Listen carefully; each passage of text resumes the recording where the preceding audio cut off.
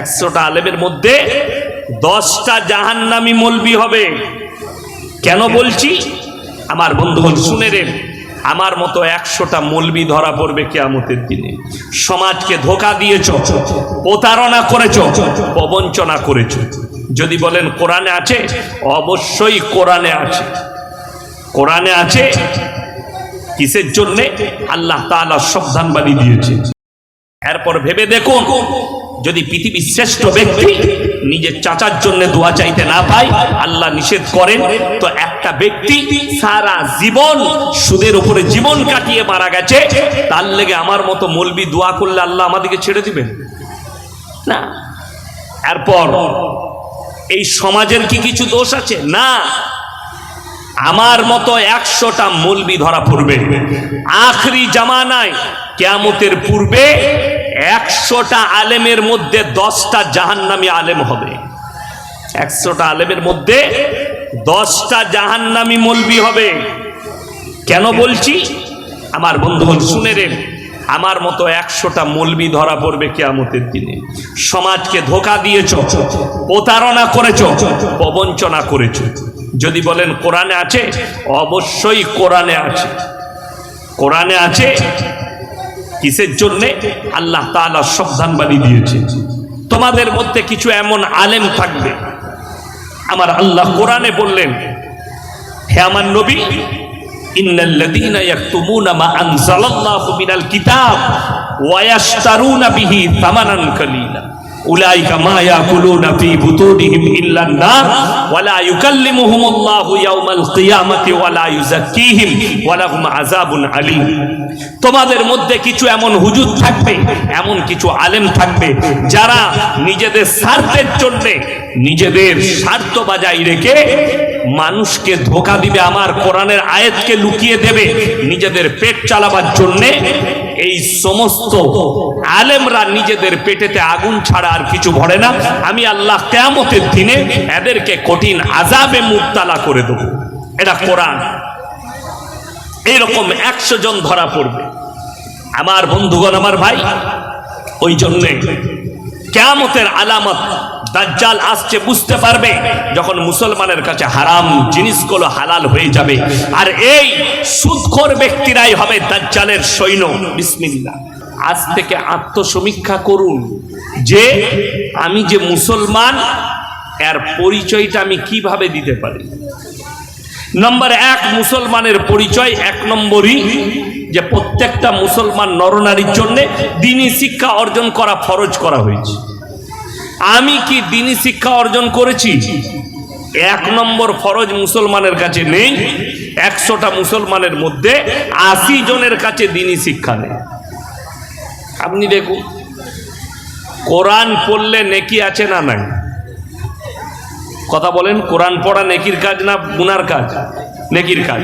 আল্লাহ রাসূল সাল্লাল্লাহু আলাইহি সাল্লামের হাদিসে আছে, কেউ যদি কোরআন পড়ে না বুঝে যদি পড়ে, তাও এক একটা হুরুফে তাদের নামায় আমলে 10টা করে নেকি দেওয়া হবে। জোরে বলুন সুবহানাল্লাহ। না বুঝে পড়লে।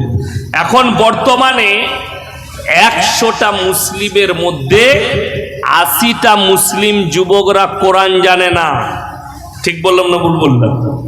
এবং যে 20% মুসলমান কোরআন জানে, তারা কোরআন পড়ে না। তারা আমল হিসাবে কোরআন পড়ে না, কন্টিনিউ যখন সময় পাবে কোরআন পড়ে না। ইসলামে যে কাজ করবে, তুমি যে কাজটাই করবে, রাসূল সাল্লাল্লাহু আলাইহি সাল্লাম বলেছেন নেক নিয়ত নিয়ে করো। ইন্নাল্লাহা লা ইউদিউ আজরাল মুহসিনিন। মানুষ, আমার বান্দা, যখন আল্লাহর নাম নিয়ে কোনো কাজ শুরু করে, নেক নিয়ত করে, আমার আল্লাহ তাদের উদ্দেশ্যকে পূরণ করে দেয়। জোরে বলুন সুবহানাল্লাহ। কিন্তু আপনি ভেবে দেখুন, আপনি যে কাজ করতে যান, বেশিরভাগ মুসলমান বিসমিল্লাহ পড়ে না। ঠিক বললাম না? দোকানের চাবি খুলবেন, সকালবেলায় উঠে বিসমিল্লাহ বলে চাবি খুলতে হবে। কিন্তু পশ্চিম বাংলায় বহু মুসলিম দেখিয়ে দেবো সকালবেলায় উঠে চাবি তো বিসমিল্লাহ বলে খুলেই না, আবার সেখানে দোকানে ধূপ দিচ্ছে, ধূপ বরকতের জন্য। ধূপে বরকত, গোবর দিয়ে তৈরি হয় ধূপ, তাতে বরকত পাবি? নাউজুবিল্লাহ। মুসলমানের এই আকীদা যে আমি নামাজ পড়বো না, রোজা রাখবো না, বিসমিল্লাহর ইস্তেমাল করব না। আরে বিসমিল্লাহ বরকত আছে। আপনি বিসমিল্লাহ বলে দোকান খুলুন, যখন কেউ কি মাল দিবেন বিসমিল্লাহ বলে দেন। বিসমিল্লাহ বলে। আপনি সবজি চাষ করছেন, আপনার কর্মচারী লাগিয়েছেন, তারা গাছ লাগাবে, আপনি মুনিব, আপনি দাঁড়িয়ে আছেন, প্রথম বীজটা বিসমিল্লাহ বলে আপনি পুঁতে দেন। প্রথম বীজটা আপনি রোপণ করুন বিসমিল্লাহ বলে, আপনি বরকত পাবেন। আজকে কই বিসমিল্লাহ? কই মুসলমানের? না খানাই বিসমিল্লাহ, না কোনো কাজে বিসমিল্লাহ। তো আপনি এই বিসমিল্লাহ জানেন না কেন? আপনার কাছে দ্বীনি ইলম নেই বলে আপনি বিসমিল্লাহর ফজিলত জানেন। এই বিসমিল্লাহর বড় ফজিলত। বাড়িতে মায়েরা সবজি কাটে, এরাও বিসমিল্লাহ পড়ে না। পড়ে না। বিসমিল্লাহ বলে সবজি কাটো, বিসমিল্লাহ বলে কাজ শুরু করো, রান্না বান্না শুরু করলে বিসমিল্লাহ বলে শুরু করো। কই? যার কারণে না আমাদের রুজিতে বরকত আছে, না খানায় বরকত আছে। বেশিরভাগ মুসলমান জানে আমি ব্যবসা করছি, আমার একটা কারোবার আছে, আমার ব্যবসা আছে, এ বরকত নাই। বরকত একমাত্র কোথায় আছে? এই মুসলিম জাতি, আমাদের সমাজ, এরা জানে আমি যতই পাপ করি, যাই করি, আমি নামাজ পড়ি বা না পড়ি, রোজা রাখি বা না রাখি, কোনো অসুবিধা নাই। বরকত নিতে গেলে একমাত্র হুজুরদের কাছে তাবিজে বরকত নিতে হবে। এইটা মুসলমান জানে, কিন্তু এর বুদ্ধি নেই যে তাবিজে যদি বরকত পাওয়া যেত, আমরা হুজুররাই আগে বড় লোক হতাম। তাবিজে বরকত নাই, বরকত আছে আমলে, নেক আমলে বরকত আছে। রাসূল আকরাম সাল্লাল্লাহু আলাইহি সাল্লামের হাদিস, কোন ব্যক্তি, ভালো করে শুনবেন, 5 ওয়াক্তের যদি নামাজি হয়, আমি আল্লাহ মৃত্যুকাল পর্যন্ত তাদের রুজিতে কোনোদিন কমি দেব না। জোরে বলুন সুবহানাল্লাহ।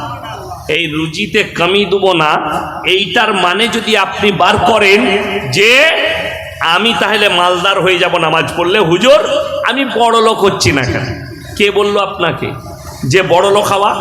যে ব্যক্তি আল্লাহর কাছে দোয়া করে, আল্লাহ আমাকে সম্পদ দাও, বড় লোক করো, আমাকে পয়সা দাও, এর থেকে বড় মূর্খ পৃথিবীতে কেউ নেই। যদি বলেন কেন, একটা হাদিস শোনাই। যারা গরিব মানুষ আছেন, যারা খেটে খান, মোটামুটি সংসার চলছে, যারা মধ্যবিত্ত আছেন, তাদেরকে অনুরোধ করে বলছি হাদিসটা ভালো করে শুনবেন।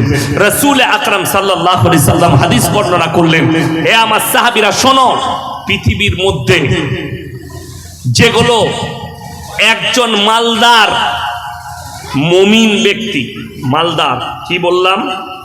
মালদার মানে বড় লোক, ধনী, একজন ধনী মানুষ মুমিন ব্যক্তি, তার থেকে একজন গরিব মানুষ মুমিন ব্যক্তি 500 বছর আগে জান্নাতে প্রবেশ করবে। জোরে বলুন সুবহানাল্লাহ।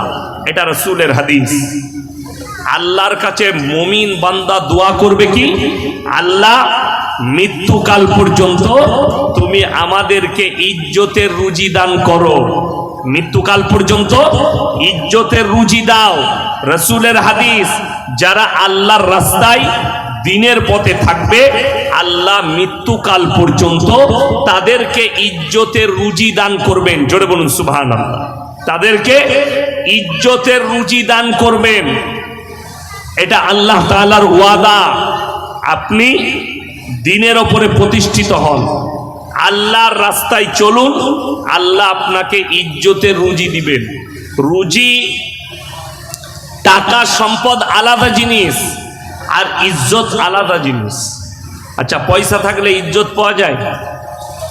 যাদের মনে হচ্ছে, অনেক মুসলমানের আকীদা পয়সা থাকলে আল্লাহ ইজ্জত দেয়, যার পয়সা আছে তার সম্মান আছে। কে বলল আপনাকে পয়সা থাকলে সম্মান পাওয়া যায়?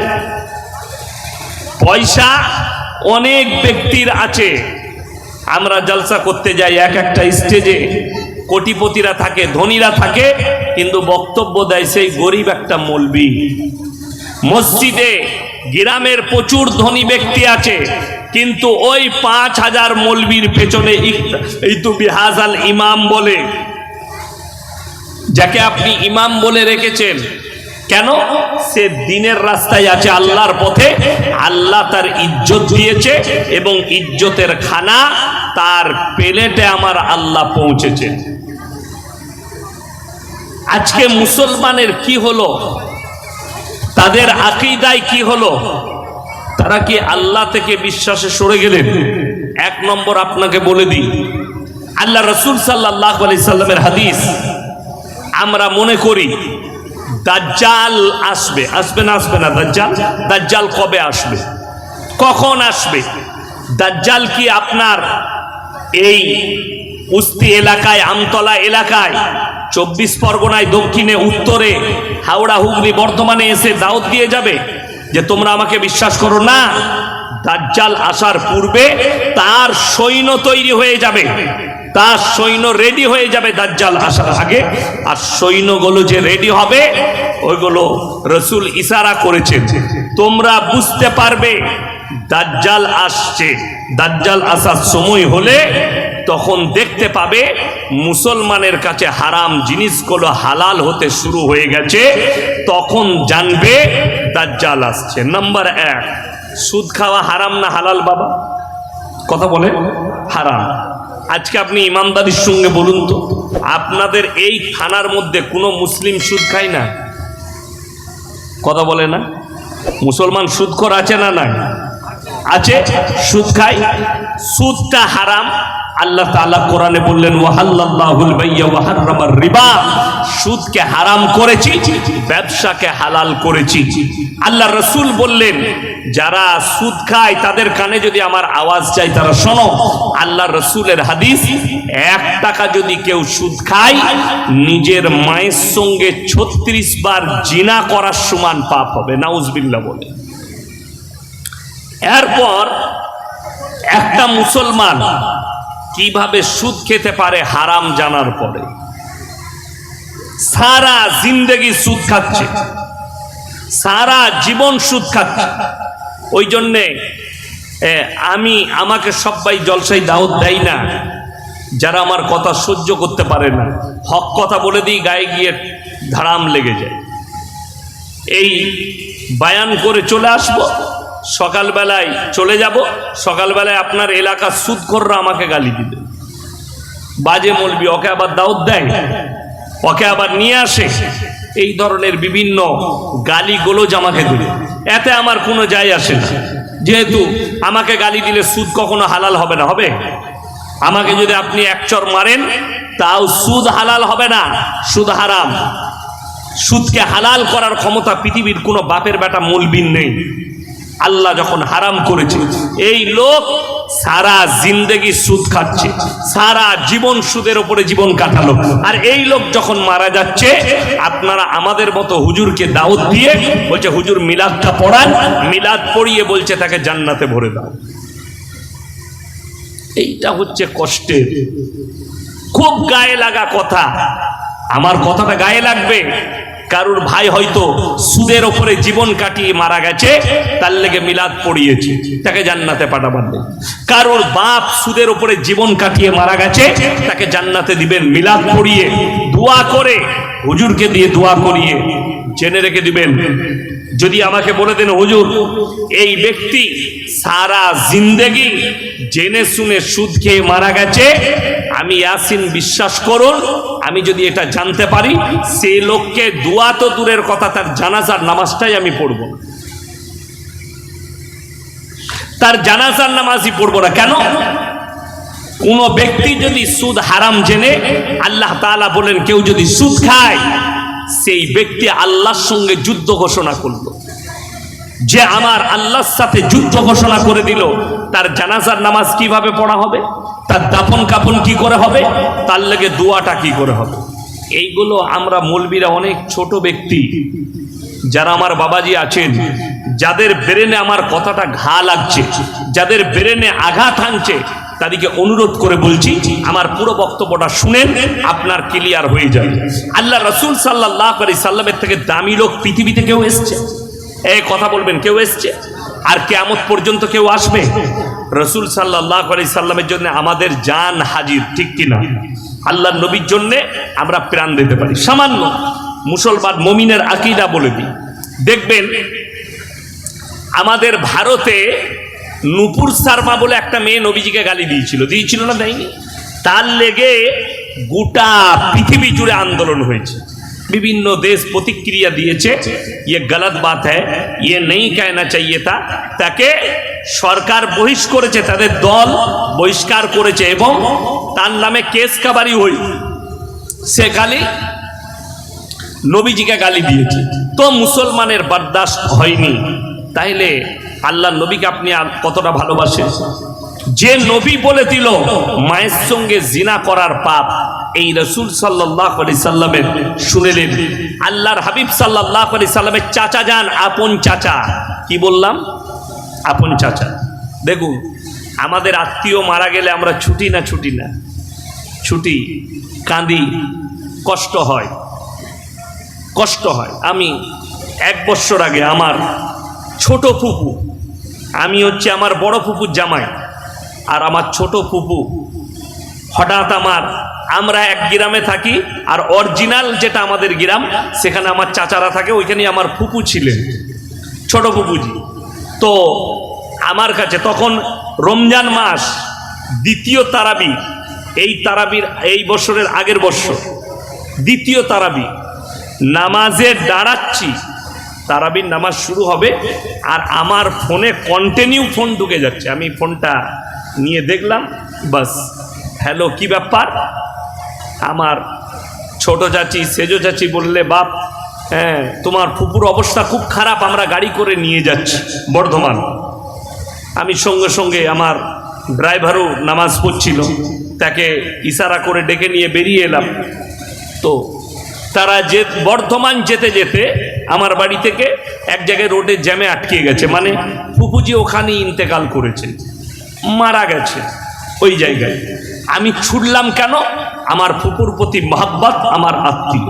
তো আল্লাহ নবী সাল্লাল্লাহু আলাইহি সাল্লাম খবর এলো, ইয়া রাসূলুল্লাহ, আপনার চাচা যান মৃত্যুশয্যায় মারা যাবেন, জাকামদানি চলছে। আল্লাহ নবী ছুটে গেলেন আর চাচার হাতটা টিপে ধরলেন, হে আমার চাচা, আমি মুহাম্মদ, আল্লাহর নবী, আপনার ভাইপো, অনুরোধ করে বলছি একবার খালি কলমাটা পড়ে নাও, আমি আল্লাহর কাছে কেঁদে কেঁদে তোমার জন্য ক্ষমা চাইব। আল্লাহর নবী সাল্লাল্লাহু আলাইহি সাল্লামের চাচা যান কি উত্তর দিল জানেন? হে আমার ভাইপো, আমি যদি বার্ধক্যে কলমা পড়ি, লোকরা বলবে মৃত্যু ভয়ে কলমা পড়েছে, আমার মান সম্মান চলে যাবে, আমি কলমা পড়তে পারবো না। আল্লাহ তাআলা আয়াত পাঠালেন নবীজির কাছে, ইন্নাকা লা তাহদি মান আহবাবতা ওয়ালাকিন্নাল্লাহা ইয়াহদি মান ইয়াশা। হে আমার বিশ্ব নবী, হিদায়েতের মালিক হচ্ছি আমি আল্লাহ, হিদায়েতের দপ্তর আমার আল্লাহর হাতে। আমার ইচ্ছা নেই তোমার চাচা কলমা পড়তে পারবে না। আল্লাহ রাসূল সাল্লাল্লাহু আলাইহি সাল্লামের চাচা যান চলে গেলেন দুনিয়া ছেড়ে, কলমা পড়েননি। নবীজি কলমা পড়াতে গেলেন, চাচা অস্বীকার করে দিলেন, চাচা চলে গেলেন। এরপরে চাচার প্রতি এত মহব্বত নবীজি বললেন, হে আমার আল্লাহ, আমি আমার চাচার জন্য কেঁদে কেঁদে ক্ষমা চাইব, তুমি যতদিন আমাকে না নিষেধ করবে। এটা আল্লাহকে বললেন কে? মুহাম্মদ সাল্লাল্লাহু আলাইহি ওয়াসাল্লাম, পৃথিবীর যিনি শ্রেষ্ঠ ব্যক্তি, দুনিয়ার আদি থেকে অন্ত পর্যন্ত সৃষ্টির শ্রেষ্ঠ, এই হযরত মুহাম্মদ মুস্তাফা সাল্লাল্লাহু আলাইহি সাল্লাম বললেন, হে আল্লাহ, তুমি আমাকে যতদিন না নিষেধ করবে, আমি আমার চাচার জন্য কেঁদে কেঁদে তোমার কাছে ক্ষমা চাইব। আল্লাহর হাবিব সাল্লাল্লাহু আলাইহি সাল্লাম যখন ক্ষমা চাইতে লাগলেন কার কাছে? আল্লাহর কাছে। তখন আমার আল্লাহ রাব্বুল আলামিন আয়াত পাঠালেন এবং সেই আয়াতে আল্লাহ দুজনকে নসিহত করলেন। কজনকে বাবা? দুজনকে। আল্লাহর প্রিয় কিন্তু দুজন। আল্লাহর প্রিয় কজন? দুজন। এক হচ্ছে নবী আর এক হচ্ছে মুমিন বান্দা। এই দুজন আল্লাহর প্রিয়। তাই আল্লাহ নিজের প্রিয় দিকে নসিহত করলেন, মা কানা লিন-নাবিয়্যি ওয়াল্লাযীনা আমানু আইয়াস্তাগফিরু লিল মুশরিকিন ওয়ালাউ কানু উলি কুরবা। হে আমার নবী এবং মুমিন, তোমরা দুজন শোনো, যারা মুশরিক হয়ে বেঈমান কাফের হয়ে বদ্দিন হয়ে মারা গেছে তাদের জন্য আমার কাছে দোয়া চাইতে পাবে না, যদিও সে তোমাদের নিকটতম আত্মীয় হয়। আল্লাহ তাআলা নিষেধ করে দিলেন। কাকে? বিশ্ব নবীকে নিষেধ করলেন, বন্ধ করো দোয়া করা, তুমি চাচার জন্য দোয়া চাইতে পাবে না, যেহেতু সে মুশরিক হয়ে বদ্দিন হয়ে মারা গেছে। আল্লাহ নবী দোয়া বন্ধ করে দিলেন, আল্লাহ নিষেধ করলেন দোয়া করতে পাবে না। এরপর ভেবে দেখুন, যদি পৃথিবীর শ্রেষ্ঠ ব্যক্তি নিজের চাচার জন্য দোয়া চাইতে না পায়, আল্লাহ নিষেধ করেন, তো একটা ব্যক্তি সারা জীবন সুদের উপরে জীবন কাটিয়ে মারা গেছে, তার লেগে আমার মতো মৌলবি দোয়া করলে আল্লাহ আমাদেরকে ছেড়ে দিবেন না।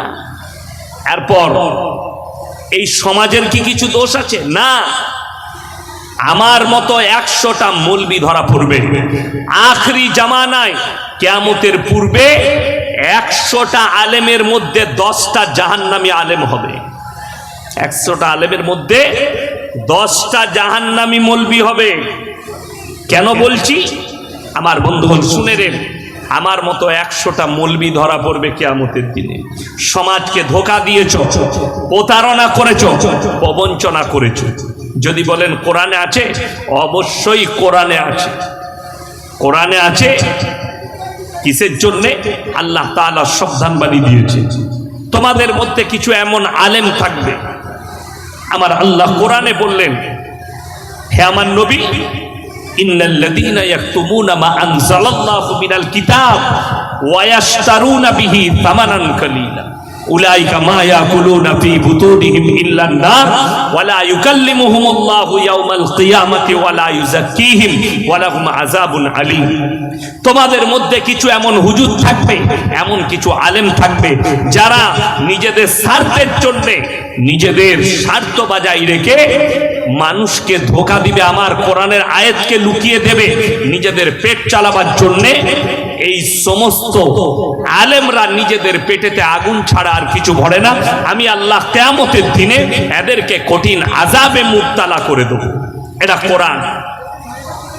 এইরকম 100 জন ধরা পড়বে। আমার বন্ধুগণ, আমার ভাই, ওই জন্যে কিয়ামতের আলামত দাজ্জাল আসছে বুঝতে পারবে যখন মুসলমানের কাছে হারাম জিনিসগুলো হালাল হয়ে যাবে। আর এই সুদখোর ব্যক্তিরাই হবে দাজ্জালের সৈন্য। বিসমিল্লাহ, আলহামদুলিল্লাহ। সুদখোর ব্যক্তিগুলোই হবে দাজ্জালের অরিজিনাল কি সৈন্য। নাম্বার 1। নাম্বার 2, মদ হারাম না হালাল? বাবা এই কথা বলেন, মদ হারাম না হালাল? হারাম। আপনাকে আমি এই দক্ষিণ 24 পরগনায় প্রমাণ দেব, মুসলিম ছেলে মদ খাচ্ছে প্লাস মদ বিক্রিও করছে। আপনি বিশ্বাস করবেন, আমি বাই ক্যামেরা বলছি। আপনি চলুন 24 পরগনার যেখানে জেল আছে, জেলখানা, সেখানে মার্ডার কেসের আসামি কে? মুসলিম। মদ পাচারে ধরা পড়েছে কে? মুসলিম। গাঁজা পাচারে কে আছে? মুসলিম। আফিং পাচারে কে আছে? মুসলিম। সব জায়গায় মুসলমান। তার কারণ কি? মারাত্মক কারণ হচ্ছে, শুনে নেন, ইসলামের বুনিয়াদ আল্লাহ রেখেছেন শিক্ষার দ্বারা, এডুকেশনের দ্বারা। প্রথম যে আয়াত এসছে রাসূলের কাছে, ইকরা বিসমি রাব্বিকাল্লাযী খালাক, হে নবী পড়ো, শিক্ষার ওপরে, শিক্ষা অর্জনের দ্বারা। আল্লামা বিল কলম আল্লামাল ইনসানা মা লাম ইয়ালাম। আমি কলমের সাহায্যে মানুষকে শিক্ষা দিয়েছি হে আমার নবী, আর যেটা শিক্ষা দিয়েছি মানুষের অজানা কথাকে আমি আল্লাহ ওহির মাধ্যমে জানিয়েছি, তোমাদেরকে শিক্ষা দিয়েছি। আমার বন্ধুগণ, আমার ভাই, আজকে একটা মুসলমানের কাছে না এডুকেশন আছে না শিক্ষা আছে। ওই জন্যে হাতেতে তলোয়ার নয়, হাতেতে বোম নয়, হাতেতে গোলা বারুদ নয়, হাতে যদি আপনার কলম থাকে আপনি দুনিয়া হাসিল করতে পারবেন, আর হাতে যদি আপনার বোম থাকে আপনি দুনিয়ার জন্য একটা মারাত্মক ক্ষতিকারক হবেন। সে যে ধর্মের হোক আর যে জাতির হোক, জেনে রেখে দিবেন সে মারাত্মক ক্ষতিকারক।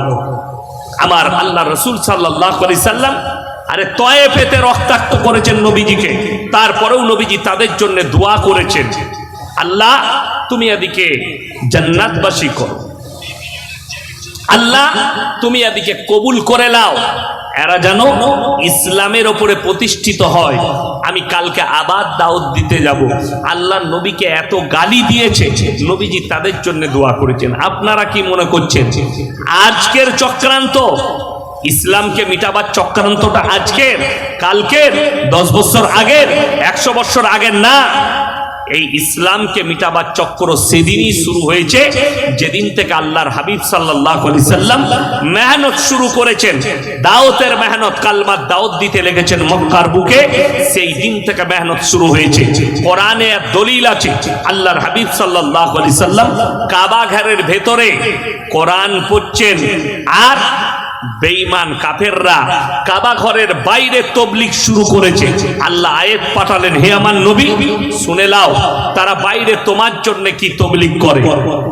ওয়াকালাল্লাযীনা কাফারু লা তাসমাউ লিহাযাল কুরআন ওয়ালগাউ ফীহি লাআল্লাকুম তাগলিবুন।